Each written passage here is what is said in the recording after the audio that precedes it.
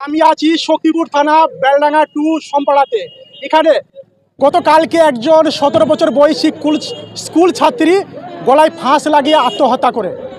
আজ সেই নিথর দেহ তার নিজ বাড়িতে এসে পৌঁছেছে। আমরা গোটা পরিস্থিতি আপনাদেরকে দেখাবো। এইরকম একটি রহস্যজনক মৃত্যু গোটা পরিবার কখনো মেনে নিতে পারছেন না। গোটা পরিবারের ওপর একটু শোকের ছায়া বয়ে চলেছে। আমি ক্যামেরাম্যানকে বলবো গোটা পরিস্থিতি একবার দেখানোর জন্য।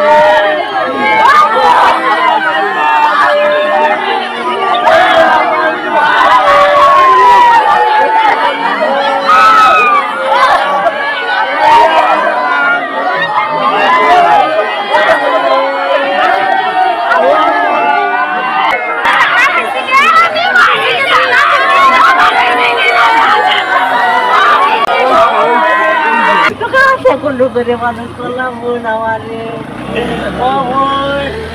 ও বোন তোকে কত জায়গায় পয়সা দিয়েছে, মরাতে দিয়েছে বোন রে। তোকে ভালো করে মানুষ করবো ভেবেছিলাম বোন।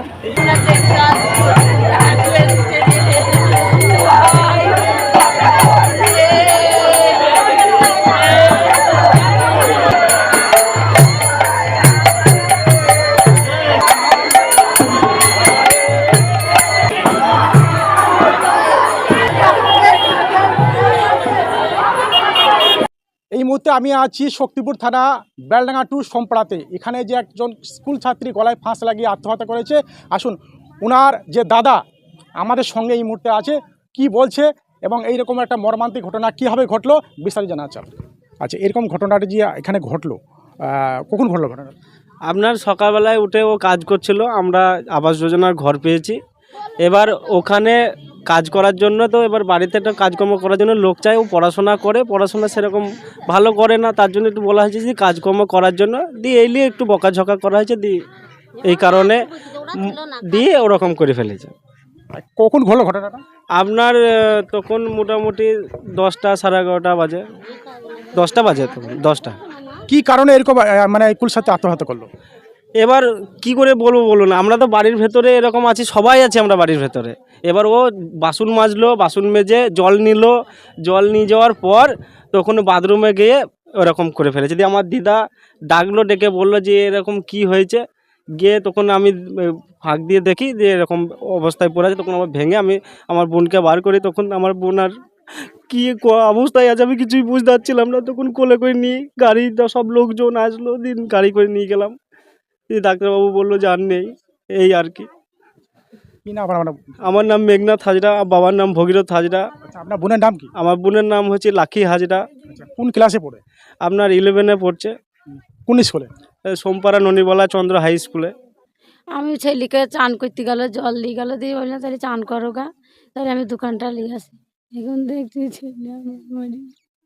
আমার স্বামী ছেলে কেউ কিছু বলেনি, আমার হাত ধরে একটা নেই গো, আর কিছু বলেনি আমার ছেলেকে গো। আমাকে 200 টাকা হাতে ধরিয়ে দিলে, মা বাজার করেছি গা। আমার ঘরে এমন কিছু কি খারাপ কথা বলেছিলেন বা কোনো চাপ ক্রিয়েট করেছিলেন যাতে কি কিছু বলিনি, কোনো কথা ছেলেকে বলিনি। আমরা এই গোটা পাড়াটা যে জিজ্ঞাসা করেন কেউ বলতেন না যে মেয়ে কোনো ছেলের সঙ্গে ঘুরে বেড়ায়। আমার ছেলের হাতে মোবাইল নাই, কোনো কিছু নাই গো। আচ্ছা, আর মানে কটা দিয়ে ঘটনাটা ঘটেছে? হ্যাঁ, কটা দিয়ে ঘটনাটা ঘটেছে? ওই 11টার দিকে। আপনি তখন কোথায় ছিলেন?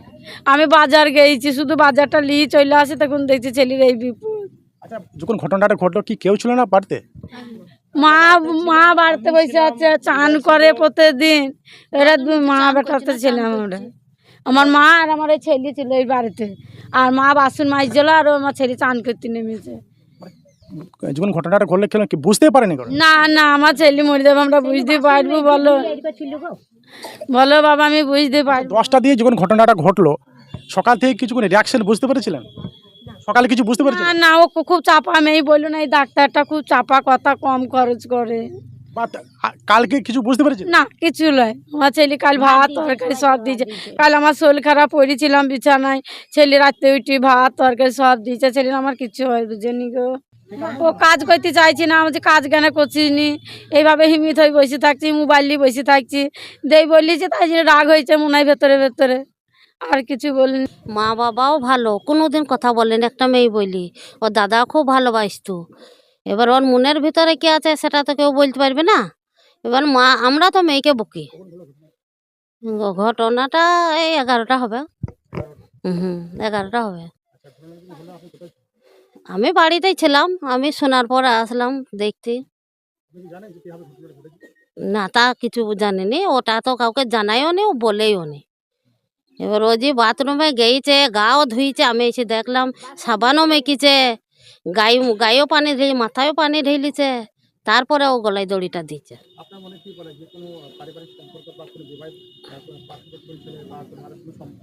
না সম্পর্ক নাই, সম্পর্ক নাই, এমনি ভালো, খুব ভালো কথা বলতু, কাকি কাকি করি যেই গল্প কইতু। এবার থালা বাটি ধোয়ার লেগে, ঝাঁঝ ঝুঁঝ দেওয়ার লেগে আমরা তো মেয়েকে বকি, সেরকম মা হয়তো একটু বকিছে, কাজ না করলে আমরা তো মেয়েকে বকি। এবার সেইভাবে বকিছে একটু, যে এই থালাটা ধুচ্ছিস নি কেনে, দিয়ে রাগ করে থালা কটা ধুইছে। ও ডাক্তারখানা এখানে লেগেছিল, যে ডাক্তার দেখি আবার শক্তপুর হসপিটাল পাঠিয়েছে। শক্তপুর থেকে তখন ওখানে তো আমি যাইনি। হ্যাঁ, থানাতে বলে ঢুকিয়েছিল, থানা থেকে বহরমপুর দিয়েছে। আমার নাম মানারা বিবি। আমার বাড়ি বৈলার পাড়া, এই তো পাশেই বাড়ি।